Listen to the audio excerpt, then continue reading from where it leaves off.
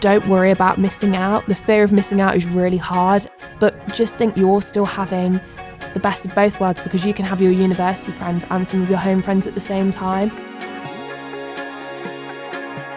Loughborough isn't just about the academics. There's so much more that makes Loughborough Loughborough. Obviously, the first thing that comes to people's minds is the sport, but you don't have to be sporty to come to Loughborough. There's so many things that you can be part of, because when you come to university, you think it's all going to be about classroom activities and lectures, and it just isn't that. So normally I wake up about 7 or 8 o'clock. I have quite a lot of 9 a.m, so I'll then come onto campus, I'll have my lectures, I'll see my friends. Sometimes during a break we'll go for coffee or lunch, because it's easier for me to stay on campus than to commute to and from home. But that's really nice as well, because I'm still having that social interaction in my day.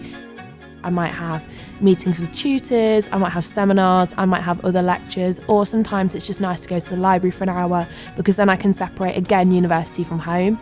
Home can stay as this nice little bubble away from university. I can come home and I can decompress, and it actually makes my time at university a lot smoother.